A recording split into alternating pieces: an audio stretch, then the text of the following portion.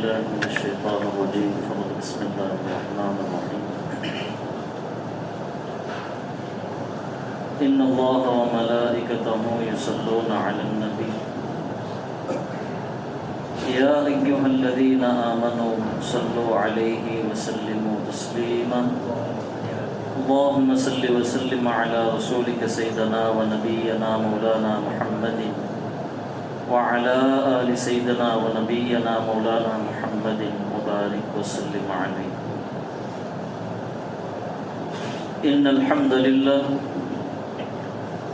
نحمده ونستعينه ونستغفره ونعوذ بالله من شرور أنفسنا ومن سيئات أعمالنا من يهده الله فلا مضل له ومن يضلل فلا هادي له ونشهد أن لا إله إلا الله جل على ذكره ونشهد أن محمد رسول الله صلى الله عليه وسلم عبده وصفيه وخيرته على خلقه وأمينه على وحيه وحفيظه على أمته وعلى من تبعهم بإحسان إلى يوم الدين. أما بعد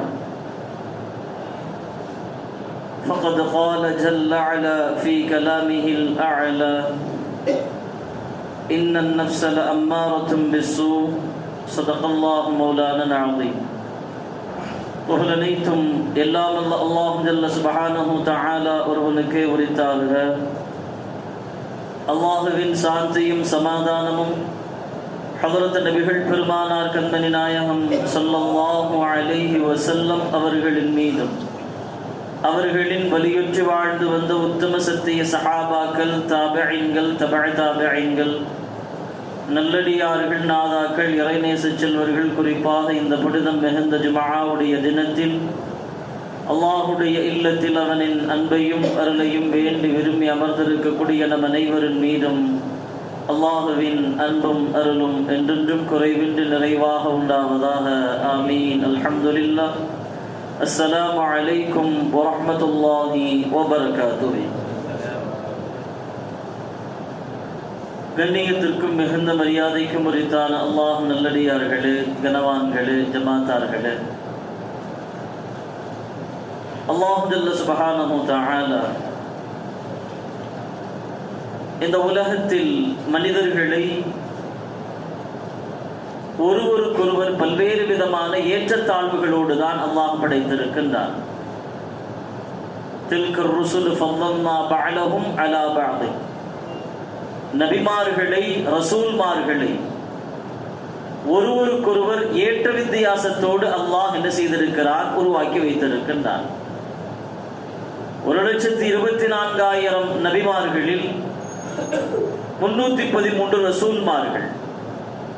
313 ரசூல்மார்களில் உலுல் அஸ்மி என்று சொல்லப்படுகின்ற 5 நபிமார்கள் என்பதாக அல்லாஹ் தரம் பிரித்து வைத்திருக்கின்றார். அத்துணை நபர்களும் இறைவனின் தூதர் என்ற போது ஒரு சில அந்தஸ்துகளை கவனித்து ஒருவருக்கொருவர் அங்கே தரத்தில் ஏற்ற வித்தியாசப்படுகிறார்கள் என்பதை குர்ஆன் நமக்கு சொல்லி காட்டுகின்றது. இது அல்லாஹ் உலகத்தில் நபிமார்களுக்கு மட்டுமல்ல, ரசூல்மார்களுக்கு மட்டுமல்ல, மனிதனாக பிறந்த அத்துணை பேருக்குமே அல்லாஹ் ஒருவருக்கொருவர் சில விஷயங்கள்ல ஏற்ற வித்தியாசத்தோடு அல்லாஹ் படைத்திருக்கிறான். அப்படி பார்க்கிற போது இந்த உலகத்தில் அத்துணை மனிதர்களும் சமமானவர்கள். ஒருவரிடத்தில் பணம் இருக்கலாம், அது இன்னொருவரிடத்தில் இல்லாமல் இருக்கலாம். ஆனால் பணம் இல்லை என்பதற்காக வேண்டி இவர் அவரை விட தரம் தாழ்ந்தவர் அல்ல. பணக்காரரிடத்தில் இல்லாத பல்வேறு விதமான சிறப்பான இயல்புகள், குணங்கள் அல்லாஹ் இவருக்கு கொடுத்திருக்கலாம். பெருமானார் ஸல்லல்லாஹு அலைஹி வஸல்லம் அவர்கள் சொல்லி காட்டுவார்கள், மக்கள் அனைவரும் எப்படிப்பட்டவர்கள் தெரியுமா? அன்னாசு கஅஸ்னானில் முஷ்தி. ஒரு சீப்பினுடைய அந்த பற்களை போல மக்கள் அனைவர்களும் சமமானவர்கள். அதுல ஒண்ணு பெருசா இருக்கலாம், ஒண்ணு சின்னதாக இருக்கலாம். அத்துணை நபர்களும் அல்லாஹ்விடத்திலே சமத்துவமானவர்கள், சமமானவர்கள் என்றார்கள் ஸல்லல்லாஹு அலைஹி வஸல்லம் அவர்கள். ஆக கண்ணியத்திற்குரிய அல்லாஹ் நல்லடியார்களே, இது இறைவனின் படைப்பியல் கோட்பாடு. இது யாரும் மாத்திர முடியாது. அல்லாஹ் அவனுக்கு எதை வழங்க வேண்டும் என்று நினைத்திருக்கிறாரோ அதை அவனுக்கு வழங்குகிறான். அது அவனுக்கு கைராக அமைகிறது. இங்கே சொல்ல வருகின்ற விஷயம் ஒன்று மட்டும்தான். இன்றைக்கு நமக்கு மத்தியில் உண்டான சில பிரச்சனைகளுடைய அடிப்படை காரணங்கள் என்று வருகின்ற பொழுது நீ பெரியவனா நான் பெரியவனா என்பதில் தான் துவங்குகிறது. அது கணவன் மனைவியில் ஆரம்பிக்கிறது, அல்லது பள்ளிவாசலில் நிர்வாகம் செய்கின்ற தலைவராக முத்தவல்லியாக செயலாளராக இருக்கக்கூடிய அவர்களுக்கும் அது மஹல்லாவிற்கு மத்தியிலே அங்கே உருவாகிறது, அல்லது ஒரு பள்ளிக்கூடத்தில் இருக்கக்கூடிய தலைமையாசிரியர் மற்ற ஆசிரியர்களுக்கு மத்தியிலே உருவாகிறது. எங்கெல்லாம் அதிகாரமாக ஒரு சில நபர்கள் மேற்படி இருக்கிறார்களோ அங்கு ஆரம்பித்து அதற்கு கீழாக அதிகாரத்திற்கு கீழாக இருக்கக்கூடியவர்களுக்கு மத்தியில் உண்டான பல்வேறு விதமான மனஸ்தாபங்களை எல்லா நேரங்களிலும் பார்க்கிறோம். பொதுவாக நாம் சொல்லுவோம், நமக்கு தாழ்வு மனப்பான்மை கூடாது, நம்ம எதையும் துணிந்து செய்யணும் என்று சொல்லுவோம். ஆனால் கண்ணியத்திற்குரிய அல்லாஹ் நல்லடியார்களே, ஒரு பொறுப்பு என்று வருகின்ற நேரத்தில் அந்த இடத்தில் அந்த பொறுப்புக்கு நியமிக்கப்படுகின்ற ஒரு தலைவராக இருந்தால் அவருக்கு கீழே இருக்கிற மனிதர்களுக்கு மத்தியில தன்னை ஒரு தாழ்ந்த மனப்பான்மையோடு தான் அவர்களை அணுக வேண்டும் என்பதை மார்க்கம் நமக்கு கற்றுத் தருகின்றது. தனிப்பட்ட முறையில் என்னுடைய செயல்களில், என்னுடைய வியாபாரத்தில், என்னுடைய பேச்சில், என்னுடைய அணுகுமுறையில் தாழ்வு மனப்பான்மை கூடாது. அது உறுதியாக நாம் இருக்கிறோம் நம்ம. ஆனால் நான் ஒரு பொறுப்புக்கு வருகின்ற நேரத்தில் நான் அதிபதி என்கின்ற அந்த எண்ணத்தில் அந்த இடத்தில் அமர்ந்து விடக் கூடாது. அந்த இடத்தில் பெருமானார் சொல்லி காட்டுவார்கள், ஒரு கூட்டத்திற்கான தலைவனுக்கான தகுதி என்ன தெரியுமா? சய்யிதுல் கௌமி ஹாதிமுஹும். ஒரு கூட்டத்தின் தலைவன் அந்த கூட்டத்திற்கான பணியாளர், ஒரு வேலையாளர்.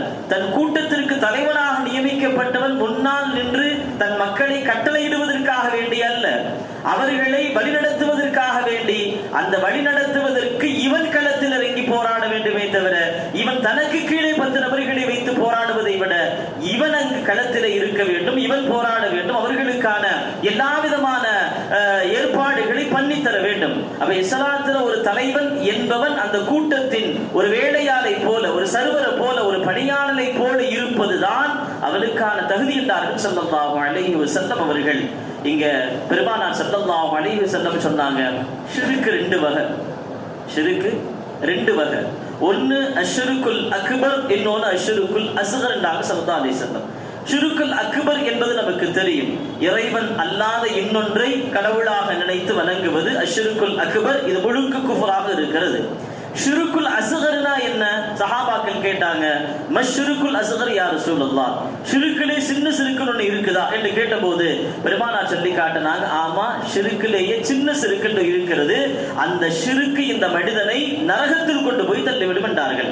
நான் அஹ்வஃபு மா அஹாஃபு அலா உம்மதி அஷ்ஷிருக்குல் அஸ்கர், என் உம்மத்திடத்தில் நான் மிகவும் பயப்படுவது சிறிய ஷிருக்கை பயப்படுகிறேன் என்று ஸல்லல்லாஹு அலைஹி வஸல்லம் அவர்கள் தடித்த வார்த்தைகளோடு சொன்னபோது சஹாபாக்கள் கேட்டாங்க, மஷ்ஷிருக்குல் அஸ்கர் யா ரசூலல்லாஹ், சின்ன சிறுக்குனா என்ன என்று சொன்னபோது பெருமானார் சொன்னார்கள், ஒரு மனிதன் தன்னை தற்பெருமையாக நினைத்துக் கொள்ளுவான், தன்னை பெரிய ஆள் என்று நினைத்துக் கொள்ளுவான், தன்னை எல்லாவற்றை விட எல்லா மனிதர்களை ஒப்பிட்டு பார்க்கின்ற பொழுது இவன் பல குணங்கள்ல சிறந்தவன் என்று தன்னைத்தானே தற்பெருமை அடித்துக் கொள்கிறான் அல்லவா, தன்னைத்தானே தன் மனதிற்குள்ளே பெருமையாக நினைத்துக் கொள்கிறான் அல்லவா, இது தற்பெருமை, அது ரியா.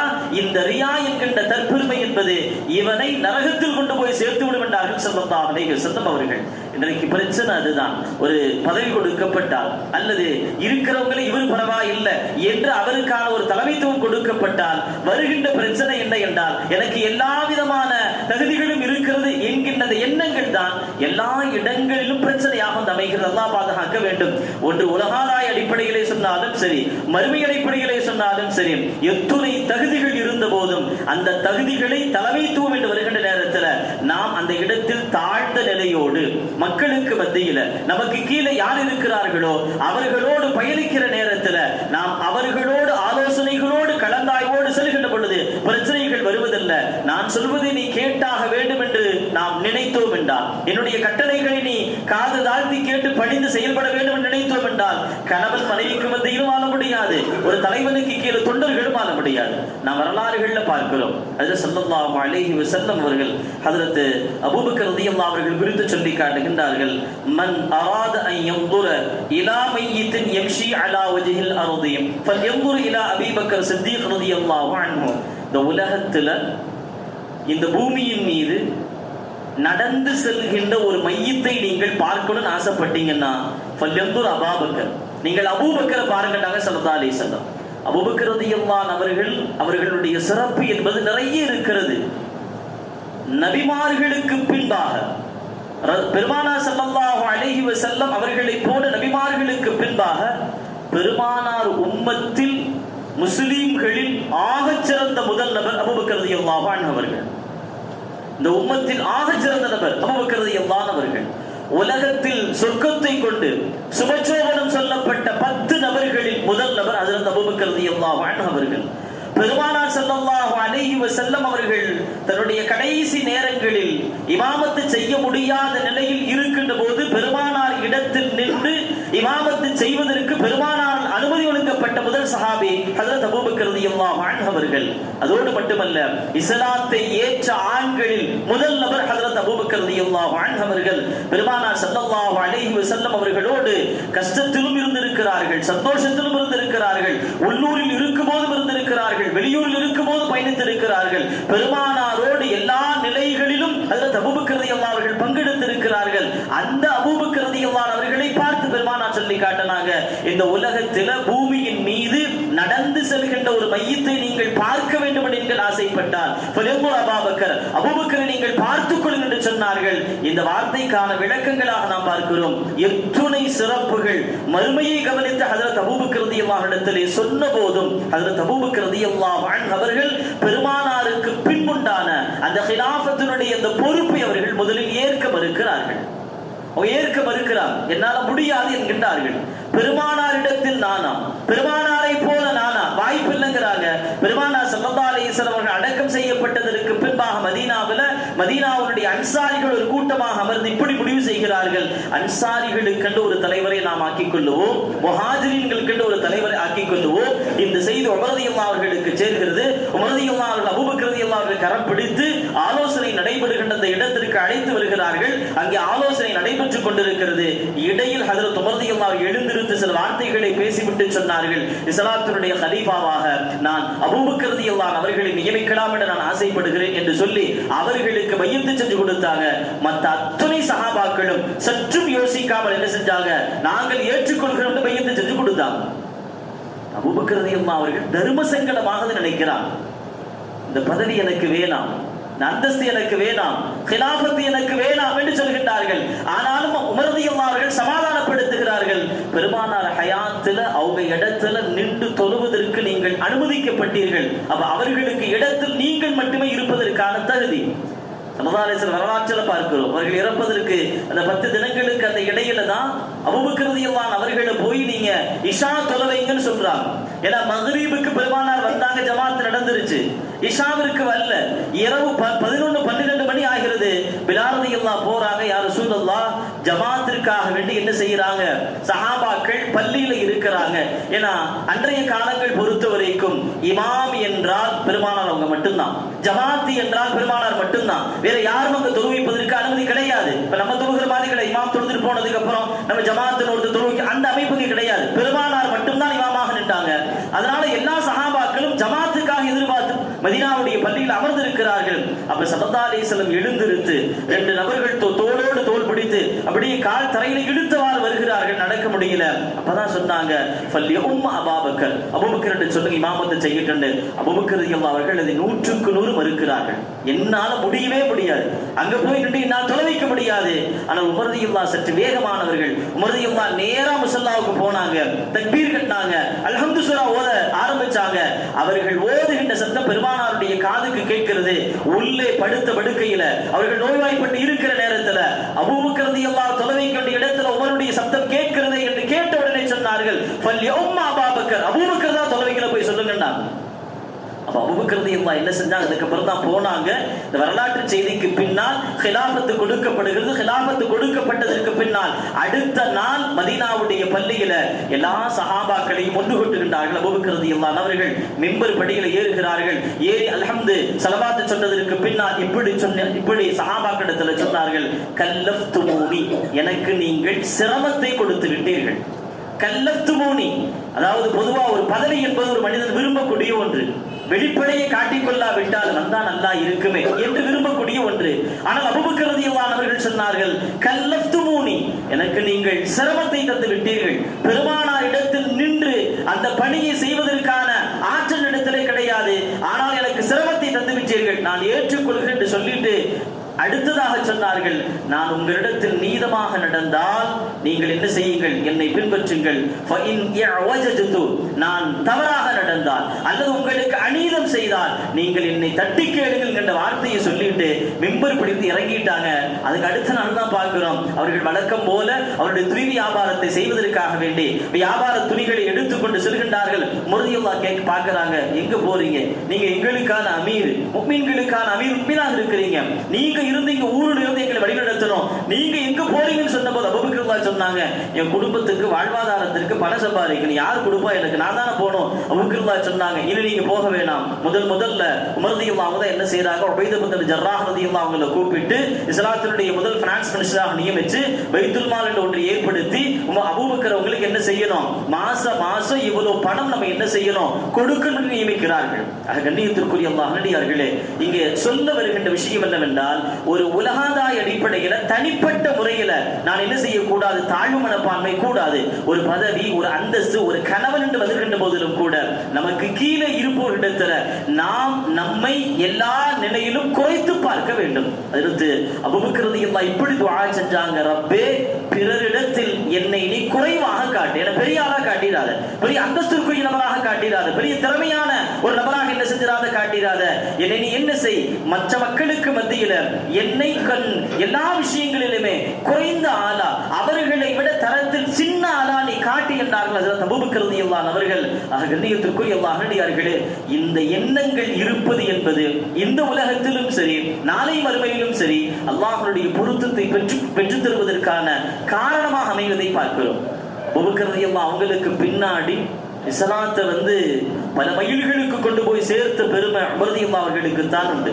ஏறத்தாழ மதீனாவில் இருந்து சுற்றுவட்டாரத்தில் 10,000 சதுர கிலோமீட்டர்கள் 10 ஆண்டு கால ஆட்சியில உமர் ரலியல்லாஹு அவர்கள் கொண்டு போய் சேர்த்தது மட்டுமல்ல, அன்றைய உலகத்தினுடைய மிகப்பெரிய சாம்ராஜ்யமாக இருந்த ரோம் வீழ்ந்தது உமர் ரலியல்லாஹுடைய ஆட்சியில, பாரசீகம் வீழ்ந்தது உமர் ரலியல்லாஹுடைய ஆட்சியில, பல்வேறு விதமான புது புது திட்டங்களை கொண்டு வந்தது உமர் ரலியல்லாஹுடைய ஆட்சியில, இஸ்லாத்தினுடைய அந்த விரிவாக்கத்திற்கு மத்தியில பல்வேறு சஹாபாக்களை பல நாடுகளுடைய ஹலீஃபாவாக தனக்கு கீழே வைத்து ஒரு மிகப்பெரிய சாம்ராஜ்யத்தை ஹஜ்ரத் அபூ உமர் ரலியல்லாஹு செய்த போதிலும் பல நேரங்கள்ல தஹஜ்ஜுடைய நேரங்கள்ல ஹஜ்ரத் உமர் ரலியல்லாஹு இப்படி அழுவதை பார்க்கிறோம். இந்த உமர் ஒரு மனிதனாக பிறந்து விட்டானே, இந்த உமர் மனிதனாக பிறந்து விட்டானே, இவ்வளவு பெரிய பொறுப்பை கொடுக்கப்பட்டிருக்கிறேனே, நாளைக்கு அல்லாஹ் இடத்துல நான் என்ன பதில் சொல்வேன் என்று தெரியவில்லையே என்கின்ற கவலை ஒவ்வொரு நாளும் உமர் ரலியல்லாஹு அவங்களுக்கு. அப்படி வருகின்ற போதெல்லாம் அல்லாஹ் இடத்துல இப்படி துஆ செய்யறாங்க. ஹஜ்ரத் ஜலாலுத்தீன் சுயூத்தி ரஹ்மத்துல்லாஹி சொல்லுவாங்க, இந்த உமர் ஆகிறவர் எப்படி இருந்திருக்கணும் தெரியுமா? இப்படி மனிதராக இருந்திருக்க கூடாது. வ இன் கான உமர் ரௌசத்தன் ஃபில் பஹாயிமி, ஆடு மாடு அல்லது ஒட்டகம் கால்நடைகள் போடுகின்ற விட்டைகளாக இந்த உமர் இருந்திருந்தால் நாளைக்கு மறுமையில் அல்லாஹ் இந்த உமரை கூப்பிட்டு கேள்வி கேட்டிருக்க மாட்டானே. ஆனால் இந்த உமர் மனிதனாக இருக்கிறேனே, இந்த பொறுப்பு கொடுக்கப்பட்டிருக்கிறேனே, நான் கேள்வி கேட்கப்படுவேனே என்று அழுவார்கள். சில நேரங்களில் இப்படி சொல்லுவார்கள், ரோட்டிலே முளைக்கக்கூடிய, சாலையின் ஓரங்களிலே முளைக்கக்கூடிய, சாலையில் முளைக்கக்கூடிய புற்களாக இந்த உமர் இருந்திருந்தால் நாளைக்கு கேள்வி இல்லாமல் போயிருக்குமே. அல்லது அபூபக்கர் மாதிரி நல்லவங்களுடைய நெஞ்சில முளைக்கக்கூடிய ரோமமாக இந்த உமர் இருந்திருக்கலாமே. இருந்திருந்தால் இந்த அபூபக்கர் மாதிரி நல்லவர்களோடு நானும் எங்க போயிருப்பேன்? சொர்க்கத்துக்கு போயிருப்பேனே. ஆனால் இந்த உமர் மனிதனாக இருக்கிறேனே, இந்த உமருக்கு கிலாஃபத்து கொடுக்கப்பட்டிருக்கிறேனே, பதவி கொடுக்கப்பட்டிருக்கிறேனே, இந்த பதவி கொடுத்து நாளைக்கு நான் விசாரிக்கப்படுவேனே என்று பல நேரங்களில் அழுததாக நான் பார்க்கிறோம். கண்ணியத்திற்குரிய அல்லாஹ்வினடியார்களே, இதனுடைய வெளிப்பாடு என்ன அப்படின்னா, எவ்வளவு பதவிகளும் சிறப்புகளும் இருந்த போதிலும் சஹாபாக்கள் தன்னை அந்த பதவிக்கு தகுதி இல்லாதவர்களாக நினைத்தார்கள், தன்னை அந்த பதவிக்கு திறமையற்றவர்களாக நினைத்தார்கள். வரலாற்றில் பார்க்கிறோம். ஜும்மால கூட சொல்லி இருக்கிற நினைவூட்டலாக சொல்லுகிறேன். யமனில் இருந்து வந்த பைத்துல் மாலுக்கு சொந்தமான ஜைத்தூன் எண்ணெய்களை கொண்ட தோல் துருத்திகள் ஒரு 10 பை வந்திருக்கு அன்பளிப்பாக. இது இஸ்லாத்தினுடைய முஸ்லிம்களுக்கு என்ன செய்யணும், பங்கு வச்சு கொடுக்கணும். உமர் ரலியல்லாஹு அவங்க தான் என்ன செய்யறாங்க, அந்த எண்ணெய்களை பங்கு வைத்து சஹாபாக்களுக்கு கொடுத்து கொண்டு இருக்கிறார்கள். ஒவ்வொரு தோல் துருத்தி பையும் என்ன காலியாயிட்டே இருக்கு. உமர் ரலியல்லாஹு அந்த பையை புழிஞ்சு புழிஞ்சு குப்பையில வலது பக்கம் போட்டுக்கொண்டே இருக்கிறாங்க. இந்த வேலையின் மும்பரத்தை செய்து கொண்டு இருக்கிற நேரத்தில் உமர் ரலியல்லாஹுடைய மகன் அப்துல்லா பின் உமர் என்ன செய்யறாங்க, தலையில என்ன தேய்ச்சி நல்லா பல பலவந்து நிற்கிறாங்க. உமர் ரலியல்லாஹு கல்லப்படுகிறார். செய்த வேலையை நிறுத்திவிட்டு உமர் ரலியல்லாஹு போய் கேட்கிறாங்க, அண்ணா வஜத்த ஹாத துஹன, தலையில என்ன தேய்ச்சிருக்கிறீ, அது எங்க தேய்ச்ச, நீ எங்க இருந்து கிடைச்சிச்சு உனக்கு? உமர் ரலியல்லாஹு மகன் சொன்னாரு, நீங்க எந்த பைய காலி பண்ணி புழிஞ்சு வேணான குப்பையில போட்டு இருக்கீங்களோ அந்த பையை விரிச்சு அதை அப்படி எடுத்து தலையில பைய தேய்ச்சிக்கிட்டேன், எண்ணெயை தேய்க்கல, பையில ஒட்டி இருந்த எண்ணெயை தலைமுடியில் தேய்த்துக் கொண்டேன். உமர் ரலியல்லாஹு கேட்பாங்க, வலைக அன் ததுஃப அன்ன தமனஹா துஹனி, நீ தேய்ச்ச எண்ணெய்க்கு பைத்துல் மாலுக்கு காசு கொடுன்னு கேட்பாங்க. அப்ப அப்துல்லா பின் உமர் ரலியல்லாஹு சொல்லுவாங்க, நீங்க வேணான்னு போட்ட குப்பையில இருந்த பையத்தான் எடுத்து நான் தேய்ச்சேன், நான் எண்ணெய் எடுத்து தேய்க்கல, பையில ஒட்டி இருக்கிற எண்ணெயை தான் தேய்ச்சேன். உமர் ரலியல்லாஹு விட மாட்டாங்க, இல்ல இது பைத்துல் மாலுக்கு சொந்தமானது, குப்பையில கிடந்தாலும் நீ என்ன செய்யணும், காசு கொடுக்கணும். அப்ப அப்துல்லா பின் உமர் சொல்லுவாங்க, ஏன்ட்ட காசு இல்ல, எங்க அத்தா கொடுத்தா பைத்துல் மாலுக்கு நான் தர்றேன். உமர் ரலியல்லாஹு சொல்லுவாங்க, உங்க அத்தா அநியாயமா நீ செஞ்சதுக்கெல்லாம் காசு தரமாட்டார், அப்ப என்கிட்ட காசு கேட்காதீங்க, காசு இல்ல. தந்தைக்கு மகனுக்குமான வாதம் முற்றுகிறது. கடைசியில் அப்துல்லா பின் உமர் ரலியல்லாஹு ஒரு அறிவார்ந்த ஒரு கேள்வி கேட்பாங்க. ஒரு கேள்வி கேட்கவா, கோச்சுக்க மாட்டீங்களே? என்ன கேள்வி? இந்த கீழே போட்ட பையில ஒட்டி இருந்த எண்ணெய் எடுத்து என் தலையில நான் தேய்ச்ச காரணத்தினால மானகசமின் அம்வாலின் முஃமினின், உங்க பைத்துல் மால்ல என்ன குறைஞ்சு போச்சு? நான் கட்டி குப்பைக்கு தான் போயிருக்குது, நான் தேய்ச்சதுனால உங்க பைத்துல் மால்ல என்ன குறைஞ்சு போச்சு? இந்த இடத்தில் அமீர் முஃமினாக அல்ல, ஒரு தந்தையாக தன் மகனை பக்கத்துல கூப்பிட்டு கோபப்படாம சொன்னாங்க, மகனே நான் அமீர் முஃமினாக இருக்கிறேன், பல சஹாபாக்களுக்கு முன்னை மாதிரி பிள்ளைகள் இருக்கிறாங்க, அவர்களெல்லாம் செய்யாத வேலையை நீ செஞ்சிருக்கிற. இப்ப இந்த வேலையை நீ செஞ்சது அல்லாஹ்வுக்கு தெரியும், நாளைக்கு ஒரு வேலை அல்லாஹ் ஓ மகன் நீ அமீரா இருந்த காரணத்தால் இந்த செயலை செஞ்சானே, நீ எந்த கேள்வியும் கேட்கிறேன், அல்லாஹ் என்ன பார்த்து கேட்டால் நான் திரும்ப என்ன பதில் சொல்வது? அதனால தான் சொல்றேன் நீ காசு கொடுன்னு. அவர் திரும்ப சொல்லுவார், அப்துல்லா பின் உமர், இல்ல நீங்க இருந்தா கொடுங்க தர்றேன், என்கிட்ட பைசா ஒண்ணுமே கிடையாது. இப்ப கடைசியில முடிவுக்கு 2 பேரும் சேர்ந்து ஒரு சமாதான முடிவுக்கு வருவாங்க, காசு இல்ல, என்ன செய்யலாம், நானும் தரமாட்டேன், ஓன்ட்டே இல்ல. உமர் ரலியல்லாஹு சொல்லுவாங்க, இந்த தலையில முடி இருக்க போய் தானே என்ன தேய்ச்ச, முடி இருந்தா தானே என்ன தேவைப்படுது, போய் மொட்டை அடிச்சுட்டு வான்னு சொல்லுவாங்க. உமர் ரலியல்லாஹுடைய மகன் போய் மொட்டை அடிச்சு திரும்பி வருவாங்க. வந்த உடனே இங்க இன்னொரு விஷயத்தையும் கவனிக்கணும். ஒரு பக்கம் அமீராக, இன்னொரு பக்கம் தந்தையாக தன் மகனை ஓடோடி போய் அரவணைத்து கட்டிப்பிடித்து முத்தம் கொடுத்து உமர் ரலியல்லாஹு சொல்லுவாங்க, நீ என்ன தேய்ச்சு முடியோடு அழகா இருந்ததை விட மொட்டை அடிச்சு ரொம்ப அழகா இருக்க என்று தன் மகனை சமாதானப்படுத்தியதாக நான் பார்க்கிறோம். கண்ணியத்திற்குரிய அல்லாஹ்வினடியார்களே, இங்க நாம் விளங்க வேண்டிய செய்தி ஒன்று மட்டும்தான். இன்றைக்கு நம்முடைய இஸ்லாமியர்கள், அதிலும் குறிப்பாக இஸ்லாமியர்கள் நிறைந்து வாழுகின்ற பள்ளிவாசல்கள் என்று எடுத்துக்கொண்டால் அதுல நிர்வாக பிரச்சனை, அந்த பிரச்சனை, அந்த சிக்கல், இந்த பிரச்சனை, நீயா நானா, இன்னும் ஓப்பனா சொல்வதாக இருந்தால் யாரும் கோபித்துக் கொள்ள வேண்டாம். பள்ளிவாசலின் நிர்வாகம் தலைவராக இருக்கலாம், பொருளாளராக இருக்கலாம், செயலாளராக இருக்கலாம், இது அத்தனையும் ஒரு அந்தஸ்தான பதவியாக நாம் நினைக்கலாம். ஆனால் மறுமையை நாம் ஒப்பிட்டு பார்க்கின்ற பொழுது இது அல்லாஹ்விடத்துல பதில் சொல்ல வேண்டிய பொறுப்பு. இதுல நமக்கு ஒத்த பைசா லாபம் கிடையாது, ஒத்த பைசா லாபம் கிடையாது, மறுமையில் பதில் சொல்ல வேண்டிய பொறுப்பு. ஆனா இன்றைக்கு ஊருக்கு பிரச்சனை என்னென்றால் இதுதான் பிரச்சனையா இருக்கு, தேர்தல் பிரச்சனையா இருக்கு. அந்த தலைவருக்கு கீழே ஒரு கூட்டம், இந்த தலைவருக்கு ஒரு கூட்டம், அந்த பள்ளியினுடைய இமாமு இவருக்கு கீழே இருக்கிறார், அவருக்கு கீழே இல்ல. அல்லாஹ் பாதுகாக்க வேண்டும். கண்ணியத்திற்குரிய அல்லாஹ்வினடியார்களே, இஸ்லாமியர்களுடைய வீழ்ச்சி என்பது கருத்து வேறுபாடுகளுக்கு மத்தியிலே உருவானது. கருத்து வேறுபாடுகளுக்கு மத்தியில் என்ன செஞ்சு உருவானது? ரஷ்யா, அது சோவியத் யூனியனாக ஒட்டுமொத்தமாக இந்த மொத்த உலகத்துல ஒரு மிகப்பெரிய கண்டமாக ரஷ்யா இருந்து நமக்கு தெரியும். அது சோவியத் யூனியனாக இருந்து பிரிஞ்சு பிரிஞ்சு பிரிஞ்சு பிரிஞ்சு இன்றைக்கு ரஷ்யா என்பது குட்டி குட்டி குட்டி குட்டி நாடா என்ன செஞ்சிருச்சு, மாறிடுச்சு. அது சோவியத் யூனியனாக இருந்த போது இருந்த பழைய மேப்பை எடுத்து பாருங்க, உலகத்தின் மிகப்பெரிய கண்டம் ரஷ்யா. ஆனால் அது எப்பொழுது அடித்துக்கொண்டு பிரிந்ததோ அது குட்டி குட்டி நாடுகளாக வலுவிழந்து போனது. அந்த குட்டி குட்டி நாடாக மாறியதனுடைய காரணமாக பல்வேறு சொல்லப்படும். அதுல குறிப்பாக ஸ்பெயின் மாதிரியான இஸ்லாமியர்கள் நிறைந்து வாழ்ந்த வீதிகள் தோறும் பள்ளிவாசல்கள், 1000க்கும் அதிகமான பள்ளிவாசல் நிறைந்த ஸ்பெயின் மாதிரியான நாடு வீழ்ந்ததனுடைய காரணம் என்ன தெரியுமா? மாமகள் சொல்லுவாங்க, ரஷ்யாவில தான் புகாரா, இமாம் புகாரி ரஹ்மத்துல்லாஹி அலைஹி அவர்கள் பிறந்த ஊர் இருக்கிறது. அந்த ஊரில் நிறைந்து வாழ்ந்த இஸ்லாமியர்களுக்கு மத்தியில ஏற்பட்ட ஒரு சின்ன கருத்து வேறுபாடு. என்ன கருத்து வேறுபாடு தெரியுமா? ஒரு மனிதன் மலம் ஜலம் கழித்து விட்டால் தண்ணி வச்சு சுத்தம் செய்யணும், நமக்கு தெரியும். கூடுதலாக இமாம்கள் ஃபிக்ஹ்ல எழுதி தருவாங்க, இன்னும் அதிக சுத்தம் வேணும், நல்லா சுத்தம் செய்யணும்னு ஆசைப்பட்டா முதல்ல கல்ல வச்சு டேலா வச்சு நீங்க சுத்தம் செய்துட்டு அடுத்து வேணா நீங்க என்ன செய்து கொள்ளுங்கள், தண்ணியை வைத்து நீங்கள் சுத்தம் செய்து கொள்ளுங்கள், இன்னும் கொஞ்சம் அதிகமா சுத்தம் தரும் என்கின்ற நாம் விரும்பினால் செய்து கொள்ளலாம். இது சட்டம். இல்லாட்டி தேவையில்லை, தண்ணி வச்சு சுத்தம் செஞ்சா போதும். இங்க புகாரால பிரச்சனை என்ன அப்படின்னா, கல்ல வச்சு சுத்தம் செய்யணுமா வேணாமா, இதுதான் பிரச்சனை. இந்த பிரச்சனை தான் ஒரு மிகப்பெரிய பிரச்சனையாக மாறுகிறது.